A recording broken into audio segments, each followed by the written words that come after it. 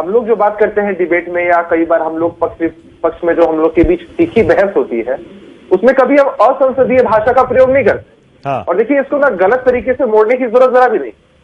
मैं ये समझता हूं कि भाई ये कानून तो पहले से ही था और सब लोग इस बात को जानते हैं। हाँ।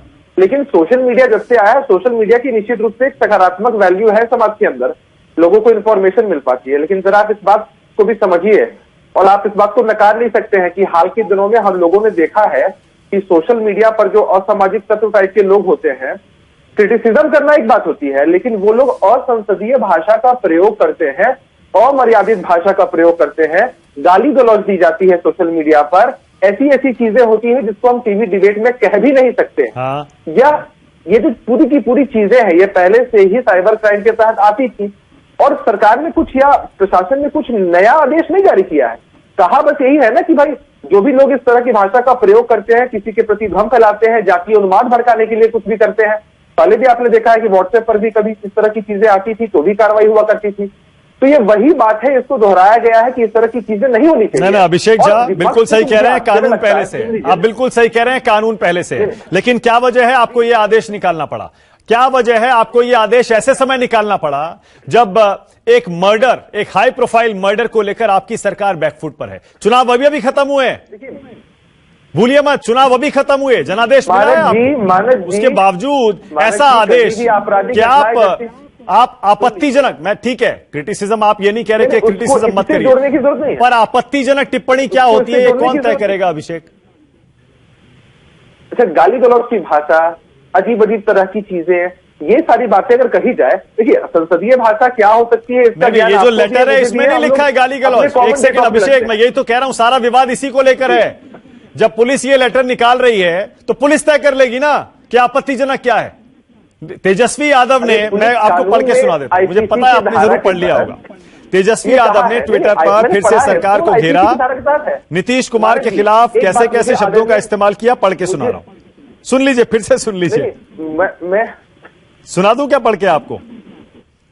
नहीं, मैंने सुन लिया, मैंने 60 घोटालों के सृजनकर्ता नीतीश कुमार भ्रष्टाचार के भीष्म पितामह, दुर्दांत अपराधियों के संरक्षक करता, अनैतिक और अवैध सरकार के कमजोर मुखिया हैं। बिहार पुलिस शराब बेचती है, अपराधियों को बचाती है, निर्दोषों को फंसाती है। सीएम को चुनौती देता हूं, इस आदेश के तहत मुझे गिरफ्तार करिए। तो यह आपत्तिजनक है या नहीं है? देखिए ना, तेजस्वी यादव जी के जो संस्कार हैं, कौन सी बड़ी बात है। उनके पिताजी बिहार के शिक्षकों को लफंदर कहते थे। आप जो मीडिया के साथी हैं, आप सबने देखा था कि पूरा के पूरा देश देख रहा था कि किस तरह से दे देंगे दो मुक्का नाची गिर जाओगे और भी अजीब अजीब तरह की चीजें लालू प्रसाद यादव जी द्वारा शब्दावली इस्तेमाल की गई थी। तो ये तो उन लोगों के संस्कार शुरू से रहे हैं।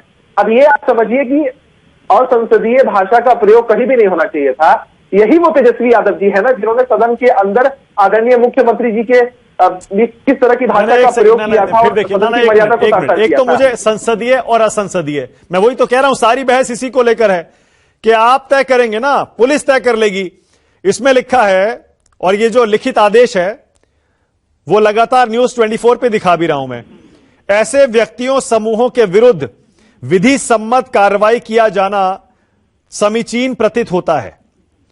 इसमें साफ साफ लिखा हुआ है आपत्तिजनक, अभद्र और भ्रांतिपूर्ण टिप्पणियां।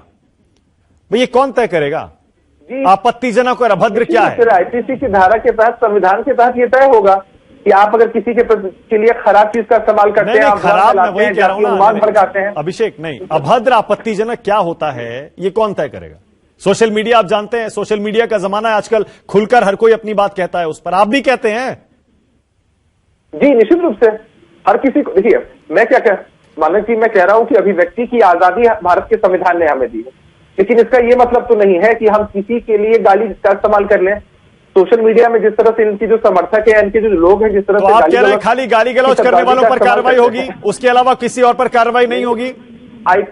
मैं क्या कह रहा हूं कि कानून के हिसाब से आईपीसी की जो धाराएं होती है साइबर क्राइम के तहत जो भी कार्रवाई हो सकती है वो लिखा हुआ है विधि सम्मत। जब विधि सम्मत एक शब्द लिखा है उसमें, वो अपने आप में पूरक है कि पुलिस को इस बात की पूरी जानकारी है। मैं या आप उसके एक्सपर्ट नहीं हो सकते हैं, लेकिन क्या जरूरत पड़ गई अभिषेक, क्या जरूरत पड़ गई? मैं ये पूछ रहा हूं, जरूरत क्या आन पड़ी कि नीतीश कुमार, अभी मैं कह रहा हूं ना, अभी चुनाव हुए, अभी जीत के आए हैं दोबारा मिलके बीजेपी और आप, क्या जरूरत पड़ गई अचानक ये लिखित आदेश जारी करने की? देखिए चुनाव से इसको जोड़कर न देखा जाए मानव जी। चुनाव में जनता ने हमें अपना जनादेश दिया है, नीतीश कुमार जी के चेहरे पर वोट किया। मैं ये कह रहा हूं कि जब इस तरह की चीजें लगातार मीडिया में कई दिनों से सोशल मीडिया में चली रही थी, प्रशासन को लगा कि इस तरह से चिट्ठी जारी करनी चाहिए और कार्रवाई होनी चाहिए, तो इसमें दिक्कत क्या है? अरे कहीं कार्रवाई नहीं हो तो दिक्कत की बात है, लेकिन अगर कार्रवाई के लिए चिट्ठी जारी की जाती है तो इसमें 15 साल से नीतीश कुमार राज कर रहे हैं, सोशल मीडिया आज थोड़े आया है। अभिषेक नहीं, मेरा सवाल बड़ा सीधा है। नीतीश कुमार 3 चुनाव जीत चुके, आपको भी पता है, और ये चौथा चुनाव जीते इस बार। चौथा चुनाव जीते ना इस बार नीतीश कुमार। एक बात बताइए, अब से पहले इस तरह के आदेश की जरूरत क्यों नहीं पड़ी, और इस बार इस आदेश की जरूरत क्यों पड़ी? जवाब दे रहा हूं। आज से 10 साल पहले सोशल मीडिया की उतनी भूमिका नहीं थी समाज में। 5 साल पहले तो थी, अखबारों की ज्यादा थी। 3 साल पहले तो थी, 2 साल पहले तो थी। मैं वही तो कह रहा हूं आपसे, मैं वही तो कह रहा हूं कि लेकिन जैसे जैसे दिन बीतते हैं, हम किसी टेक्नोलॉजी का इस्तेमाल करते हैं तो उसके जो दुष्परिणाम है वो भी सामने आने लगते हैं। हाँ। तो सोशल मीडिया का एक दुष्परिणाम निश्चित रूप से ये है, जिसकी वजह से चिट्ठी जारी की गई है, या सोशल मीडिया का एक दुष्परिणाम ये है कि आप पर आरोप ये लग रहा है नीतीश कुमार तानाशाही कर रहे हैं, भ्रामक है, और आपकी सरकार बैकफुट पर है, कानून व्यवस्था की धज्जियां उड़ चुकी है। नीतीश कुमार चुनाव में कमजोर मुख्यमंत्री के तौर पर निकले हैं क्योंकि सीटें कम हो गई हैं, और वो इतने टची हो गए हैं कि वो विरोध को अब स्वीकार नहीं कर पा रहे हैं। अपनी रैलियों में भी हमने देखा था, कोई नारा लगाता था तो कैसे बिफर जाते थे। नहीं, आप सुन तो लीजिए मेरा जवाब उस पर। देखिए, ये सब भ्रामक बातें। अब मामला यहाँ ये है ना कि सत्ता विलाप करते करते ये लोग अभी तक चुप नहीं हो पाए हैं। इन लोगों को इस बात का विश्वास ही नहीं है, लोकतंत्र पे विश्वास नहीं, संविधान पे विश्वास नहीं है। ये लोग विपक्ष में बैठे हैं तो अपनी राजनीति बचाने के लिए, चमकाने के लिए कुछ बोलना है, कुछ कहना है, उसी के तहत तेजस्वी यादव जी ये बातें करते हैं और कहते हैं। अरे नेता प्रतिपक्ष का दायित्व आप ठीक से निभा पा रहे हैं, नहीं निभा पा रहे हैं, आपको बखूबी मालूम है, क्योंकि बिहार की जनता जानती है। सिर्फ तेजस्वी की बात नहीं हो रही है, आप प्रवासी बने रहते हैं, आप नहीं होते हैं। अभिषेक, बात सिर्फ तेजस्वी की नहीं हो रही है, बात नीतीश कुमार की हो रही है, बात सरकार की हो रही है, बात सोशल मीडिया पर एक्टिव उन करोड़ों लोगों की हो रही है जो अपनी राय खुलकर रखते हैं। और बिहार की राजनीति, बिहार सरकार, बिहार के मुद्दों पर लोग खुलकर बोलते हैं। मानव जी, आप वरिष्ठ हैं, आप सब बात जानते हैं, यहाँ अभिव्यक्ति की आजादी पर सवाल नहीं है। आप अभिव्यक्ति की आजादी करिए, लेकिन असंसदीय भाषा और मर्यादित भाषा, गाली गलौज जैसी शब्दावली इस्तेमाल नहीं करिए। जो विधि सम्मत नहीं है वो मत इस्तेमाल करिए। मतलब हम गलत को अगर गलत कहते हैं तो इनके पेट में दर्द हो जाए। मानक जी, इनकी साफ मानसिकता है कि इनको राजनीति करनी है, चाहे कोई भी मुद्दा हो, लाश ही क्यों नहीं हो, उस पर भी राजनीति करेंगे।